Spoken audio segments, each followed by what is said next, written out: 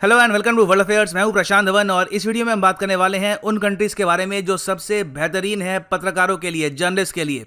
Actually world press freedom index 2021 आ चुका है और इसमें हम बात करेंगे कि दुनिया में सबसे बेहतरीन और बदतरीन कंट्रीज़ कौन सी है फॉर जर्नलिस्ट।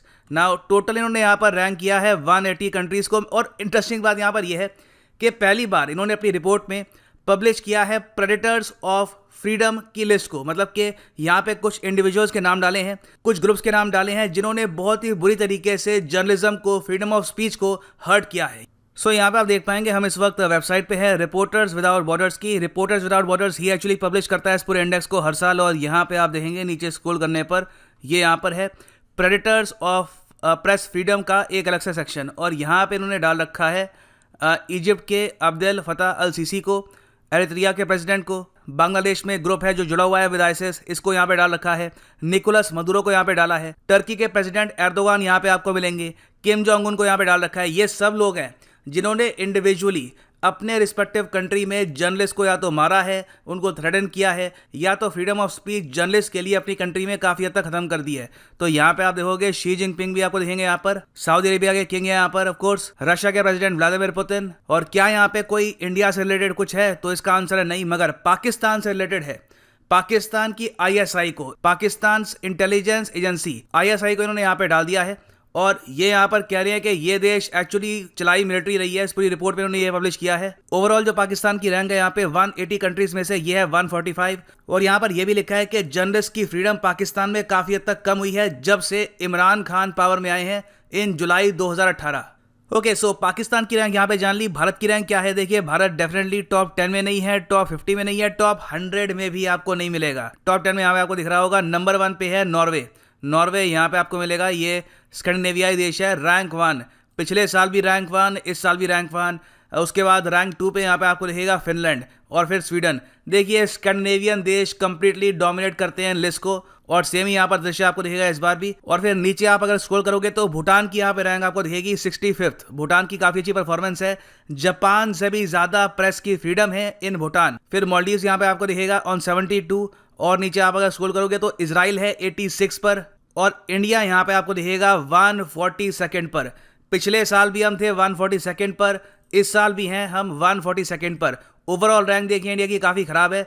मगर आसपास के कंट्री से आप अगर कंपेयर करोगे तो आप अगर नोटिस करेंगे, बांग्लादेश की यहाँ पे रैंक है 152, पाकिस्तान की रैंक मैंने आपको बता दी, श्रीलंका की यहाँ पे रैंक है 127 और म्यांमार की रैंक यहाँ पे है 140। ये बहुत अजीब बात है कि इवन दो म्यांमार में तख्तापलट हुआ है, यहाँ की आर्मी ने अपने जर्नलिस्ट पर लिटरली गोलियां चलाई है, फिर भी यहाँ पर म्यांमार की रैंक बताई गई है इंडिया से बेहतर। खैर, नेपाल की यहाँ पे रैंक है 106। और चाइना की रैंक देखिए बहुत ही खराब है। चाइना उन कंट्रीज में आता है जहाँ पे फ्रीडम ऑफ जर्नलिस्ट ऑलमोस्ट ना के बराबर है।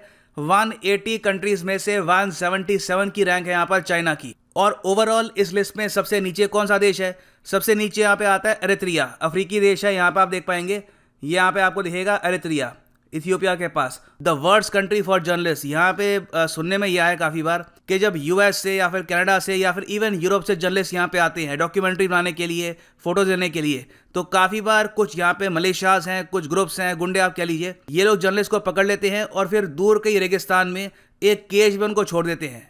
और कई बार इस तरीके से जर्नलिस्ट यहाँ पे मारे भी जा चुके हैं। ऐसी कई हॉरिफाइंग स्टोरीज है अबाउट एरित्रिया और इसलिए इस कंट्री को बताया गया है the worst country for journalist overall. अब एक क्वेश्चन आपके माइंड में यहाँ पर ये भी आएगा कि इंडिया की रैंक यहाँ पे इतनी खराब क्यों है? 142, क्या हम डिजर्व करते हैं ये रैंक? देखो, यहाँ पे आपको समझना होगा, इन लोगों ने रीज़न जो बताया अपनी रिपोर्ट में, अगेन मैं यहाँ पर किसी के साथ एग्री या डिसएग्री नहीं करता, I am just the messenger. मैं बस आपको बता रहा हूँ कि रिपोर्ट में लिखा क्या है। इस रिपोर्ट में ये लोग कहते हैं कि इंडिया में जो करंट गवर्नमेंट है ये फोकस करते हैं एंटी नेशनल और नेशनल पर। जो जर्नलिस्ट इनके अगेंस्ट बोलेगा वो एंटी नेशनल हो गया, जो फेवर में बोल रहा है वो बन गया राष्ट्रवादी जर्नलिस्ट। ये लिटरली इन्होंने अपनी रिपोर्ट में ये कहा है। इस सिस्टम की वजह से ये इंडेक्स ये मानता है कि इंडिया में जो पत्रकार हैं ये फ्रीली अपना काम कर नहीं पा रहे और ओवरऑल मीडिया पर जो ग्रिप है ये लगातार स्ट्रांग होती जा रही है। उसके अलावा एक एस्पेक्ट यहाँ पर ये भी है, कॉर्पोरेटाइजेशन ऑफ मीडिया। जो बड़े बड़े कॉर्पोरेट हाउसेज हैं वो धीरे धीरे मीडिया चैनल्स को परचेज कर रहे हैं। तो एक्चुअली एक कंप्लीट इंडिपेंडेंट आवाज़ मीडिया की इंडिया में कोई ज़रा बची है नहीं ना। एक एस्पेक्ट तो ये है। दूसरा एस्पेक्ट इस रिपोर्ट में ये बताया गया है कि दुनिया भर में ट्रेंड ये भी देखा गया है कि लोग एक्चुअली मीडिया का अब यकीन करते नहीं है, क्योंकि मीडिया या तो होगा लेफ्ट या तो होगा राइट। क्योंकि आप अगर यहाँ पर यूएसए को देख लो, साउथ कोरिया को, इटली को, almost any country, media channels almost बढ़ चुके हैं। मीडिया चैनल्स या तो राइट विंग होंगे या तो लेफ्ट विंग होंगे।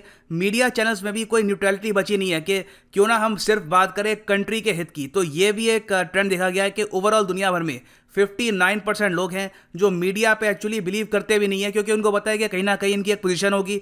ये बस एक अपना जो नैरेटिव है इसको फॉरवर्ड कर रहे हैं अपनी रिपोर्टिंग के साथ।